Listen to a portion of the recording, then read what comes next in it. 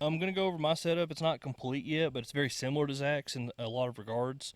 I use the Skeletor climbing sticks with the two-step aider, similar to how Zach uses his latitudes. Pretty much same setup. Like I said, I don't hunt pretty much past 15 feet, and these definitely get me to 15 feet. Those are a little longer too. They're 20. Are they 20 inch? I think so. They're 20 inches. Yeah. And they're light, super light. They lock together really good. I got the aider attached to the bottom stick, and it fits really good. And I tie it to the back of my tree stand, similar to how Zach does his too. So Is the Amstel aider? yeah, it's the Amstel aider that you sent me a link to. Okay. So my tree stand's out here actually behind us. I actually bought it off Zach. It's his Novix. It's a Hilo. Yeah, Novix Hilo. It's only like, what, 9 pounds, something like that? 9.2. It's not super heavy. I put it on when he had the TX5 suspension sit on it. Felt really comfortable on me. He told me he was selling it, and I said, well, heck yeah, I'll buy it. So I got my Everly stock pack. I did a gear review on that thing. That's more like an optional thing, depending on probably early season. I probably won't even use it.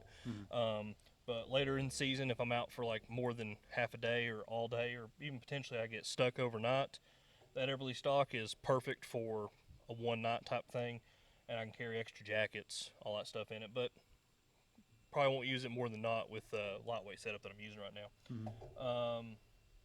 That's about really on the tree stand because I don't have the TX5 suspension system on it yet. I got it on order, and I'm still waiting on it. But what we're really going to talk about is everything I got right here on the table. I got the Everly Stock Recon binocular harness. I used a Vortex for a long time, one of those $30 Vortex. It's the one that comes with them, yeah. Yeah, and it was good. It's just I wanted something a little bit more durable. And the Everly Stock is pretty nice in terms of that regard. It actually comes with the front pocket right here. I'm not going to do a big in-depth review on it because there's so many out there. With little tiny pouches with some kind of like elastic on there to keep stuff in there. Usually keep my SD card reader in there. I'll keep my licenses in there, and probably keep like one of them honey stinger waffle snacks. Oh yeah, those things that are we good. get at Walmart sometimes because those are really good. A lot of carbs too. And yeah, it keeps you have good energy. And open it up. They're not a name brand. They're a Kylie Tech. Got them on Amazon. They're 12x42.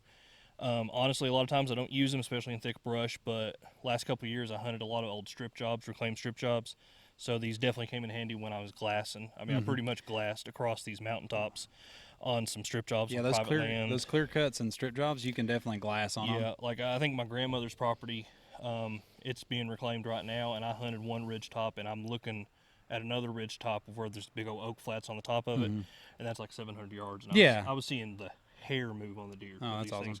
So these things were only like $50, but it may not be a big brand, but they work good for me, and that's all that matters to me. And honestly, I still use a binocular harness because I really don't need it a lot of times, but it's one of those things of like, I'm so mobile. When I go squirrel hunting, I use a binocular harness. I'm rifle hunting, I use a binocular harness even if I'm not using a tree stand. So I just leave it on me regardless, so I can just get used to having it on all the time. And I got just a simple dead downwind wind detector on there. You can get those at like any store, Walmart, Royal King, whatever. Yeah, they're like $3. Yeah, that's what I used last year. I think I actually poured it in my bottle. Yeah, that's all I used. All it really is baby powder. Yeah, it's just scentless baby powder. So if you need to refill it, just put baby powder in it. I got a little go rangefinder. The cover to the battery is actually off of it, but I bought this rangefinder. It's 1,200 yard rangefinder. Got it off Amazon. Real nice rangefinder. Works for what I need to work for. A lot of times I use this thing more than anything when I'm in the thick woods and all that stuff, because you don't need to look that far. Well, last year I ditched my binos altogether because I only had the 10x42s and they're heavy, and I ditched them completely, and I just started using my rangefinder as my because it's 6x, so it was enough. And when you're in thick stuff like that, it's just easier to use it. And the best thing I like about the Everly stock, it has that webbing on the back of it. So if I ever wanted to add a water bladder or something to it and not even worry about carrying anything on my back, I could literally go so mobile that I have everything right there. I could actually probably put a small little backpack on there. Yeah, that for rifle season would be It'd sweet. be good for rifle season. It'd be good for like squirrel season, or even just general scouting or anything like that. So that's one reason why I got it. But I'm going to dig into my, I'm going to put this down because my kill kit is going to be taking up the whole space. Oh, by the way, I use a dry bag with the saddle system that I'm going to pack with it. It is a Waterproof dry bag. I used it many times when I was kayaking with Zach and with Skylar and all that stuff, and it kept food dry, clothing dry, and all that stuff. The only reason why I'm going to pack it with me is if I need to put a rain jacket in there, or just some kind of clothing that I don't want to get wet, or even GoPro gear. May not even use it, just depends on the weather. I may leave it in the truck as soon as I see it, knowing that there's not going to be no rain. Or if it's especially like an early season thing, and I don't need to carry any extra clothing with me. A lot of times you have a nicer camera too. Exactly. You have I do carry a, I think it's a Panasonic. No, is it a Panasonic? No, it's a Luminix. Yeah. Which I think Panasonic does make that. But I use that big camera because it has an awesome zoom capability. I think it zooms up to 60 times. And I have literally been able to, I'll probably show video as a B-roll in this video just to exemplify it. But I've been able to film stuff that's 700 to 1,000 yards away, and you can clearly see what it is. Yeah, like it's awesome. like almost right there. That's really the big reason why I got that camera, because I was seeing a lot of deer last year when I was hunting, but my GoPro couldn't zoom. Yeah. And you can barely see some videos of where I was hunting up in the woods, and there was a bear, and there was not a bear. It was actually after the bear. There was a deer that showed up, a little spike buck, but he was 70 yards away in the woods, and the GoPro barely picked it up. Yeah. So if I had that camera, though, you would have saw the hair, moving in the wind off of it. But we're going to go into my kill kit. I'm going to move the mic a little bit so you can get a good view of it. I carry a little first aid pouch. It's one of these simple ones that you can get at Walmart. It's really just bandages, a couple bug bite sprays, poison ivy stuff. It's got some Tylenol, stuff like that in it. I've added a few things to it, like some tape, bandage tape. I've added some fingernail clippers to it in case I get a splinter or just anything that needs to be cut. And I carry this potable aqua tablets, just because they're so small, and I think you have to wait 15 minutes, but it's kind of like the same thing. It's more like an emergency purifying water supply. Yeah, it's like similar to what I have.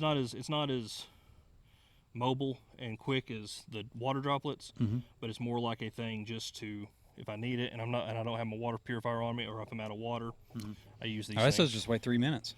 Yeah, just wait 3 minutes. Oh, that's awesome. I think there is a thing on there that says, I don't know if it's on this bottle, but it says precautions, wait 30 minutes before drinking, and I want to say there was something on there that said you can't drink so many of this in a certain time period, but I'm not sure. Okay. I'm not sure. I've heard that on the tablets, but the drops, so you don't think you have to do that. That's why I got the drops. Yeah, that's why I've definitely been looking at the drops as well. Yeah. Anyway, same pretty much game bag setup that Zach's got. It's a 6 a.m. outdoor. The one's a large, one's a medium. I actually got these because Zach used them last year, and I saw they're reusable, they're breathable, and they're not that expensive at all. No, yeah. The kits are, which any game bag kit is, yes. But I like those. That's one of the only companies that sells them individually. But like so a you large can piece and a medium, you can pretty much, if you're deboning a deer, you can pretty much fit that out of there. Yeah. And I actually got 2 mediums and 2 larges. I only keep the large and the medium, though, in this kill kit. The other 2 will stay either in the vehicle or they'll stay at home. And it's just one of those things I can swap them out if I need to. The only reason why I bought 4 of them is because they're having a special deal on free shipping, and I was like, let's buy a bunch of them. I carry this little thing in my kill kit. It's one of those things that it's kind of like it can be in, it can be out, but it's one of those things of where you put it in the rectum of a deer, and it kind of helps with the cleaning process of, like, you don't have to worry about feces or urine getting on any of the meat and all that stuff. I do that really just as a thing of, like, if the deer is going to be difficulty butchering and I don't want to risk potentially spoiling some meat. Yeah, but that'd be great for like a day that, say you kill it in the evening and you pull out because you don't know how the shot was, and you go in the next morning. Exactly. And it's sat there for a little while. The meat's still good, but that's an extra precaution to keep anything off the meat. That's literally what I do, and it's just an extra precaution. It doesn't weigh nothing at all. It's just a little, time, space consuming. But like I said, it doesn't weigh nothing at all, so you can't even tell it's there. I carry one of them chem sticks. Zach actually gave it to me. Same reason I use it. He said he used it for 12 hours. You can use it to mark a kill site, and if you're walking back in, you can see this thing hanging in a tree or something. You don't have to. And worst come to worst, all your batteries die. I mean, that thing works. Oh yeah, exactly. so if all your backup batteries go out, then you got a lot. I'm going in this little internal pouch right here. I got some extra blades for my knife, which I'll grab out here in a minute. And the blade remover, I keep that on there just because it's just a safety issue. I can remove the blades without this thing, but it runs the risk of cutting your finger, and I don't want to cut my finger in the woods. So that's just how the Havalon knife is, though. Keep a little Bic lighter. I've actually found that in my Havalon knife case, but I took my Havalon case knife out, so I just put it in there now. Carry some orange paracord, 550, just cheap stuff. It's really just it's not long enough really to do a lot with, but it's one of those things of I can cut it and use the threads inside of it, and I can use that to tie off the rectum track. Okay. So I don't have to worry about anything. You use that to hang the game bags too. And you can, but I got more paracord. Oh, okay. Yeah. I do not short on cordage for any reason. I guess it's just a redundancy factor for me. I got a Havalon blade, replaceable blade knife. Works great. Works same way as Zach's Gerber. Takes the same blades too. Yeah, that's what's cool. So same exact if you blades. run out or I run out, as long as one of us has an extra. And I love the reusable blade feature. A lot of people may give me hate and say, well, you just sharpen your blade and they'll cut just fine. A lot of times I don't have time to sharpen my blades in the middle of the woods. That's the only reason why I carry a replaceable blade. I do carry another knife on me, which is like a buck knife or anything like that I usually keep on me. But for most of my game processing, and especially in the field before I get a chance to butcher it, I use that Havalon knife. That thing worked great for my 6-pointer I shot last year, and it works great for turkey. Like I butchered 3 turkey for me and my buddies throughout the season, and I was able to butcher each turkey, just cut the breasts off, cut the thighs and the legs, get all most of the meat off. I could do a turkey in like 10 minutes. Oh yeah. Yeah, they don't take long at all. Got some reusable, well, it's not reusable, but flushable toiletry wipes. It's just like biodegradable. Yeah, biodegradable stuff. That's all it is. And my primary lighter, the big lighter's a backup, but I carry one of these rechargeable lighters that you can use. I think it's a C charger. No, it's just a micro USB. Oh God, now I'm gonna have to carry 2 cords. Anyway, but it's just an electric thing that does a little arc, and it's just the reason why I do that is because butane sometimes can evaporate if it's like I think under 20 degrees, something like that. So it's one of those things of like if the Bic don't work, if it's super cold late season, this thing will still work. But I'm looking, I'm making sure this thing's empty. That's my kill kit. That's literally everything in my kill kit right there. I've streamed it down a lot, really thanks to Zach. Zach's gave me a lot of ideas with it, but unlike Zach's setup of where he keeps his binocs and everything in that pouch too, I carry my binocs on my chest. So we're carrying about the same type of equipment. I'm just carrying the binocs up here, and this thing will either sit on the bottom of my chair, similar to how your pack was out on when you had the Novix, or I'll keep it on the back of it while I'm hauling it out. Zach's gear go through will be on his channel. He'll have links to this video podcast and my gear review thing, and of course this video podcast and my video will have links to his stuff, so everything will be integrated. You can flop back and forth, take ideas from mine, take ideas from Zach's, and apply what's good for you. Nothing's perfect. That's why our stuff's different. So I mean, like we said earlier, Zach's setup's probably going to change in the next month and a half. My setup will probably change the next month and a half, because Zach's given me a lot of great ideas to minimize my setup, because I used to be this guy that would carry too much in the woods. Yeah, I think everybody goes through that stage. Yeah, everybody does. My early 20s, it was exactly like that. And now, where I'm older, I'm not going to lie, I'm a little bit more out of shape than I was when I was 18 years old. I don't like to carry 30 pounds worth of gear in the woods. If I can keep it under, if I can keep it 20 or under, I'm happy.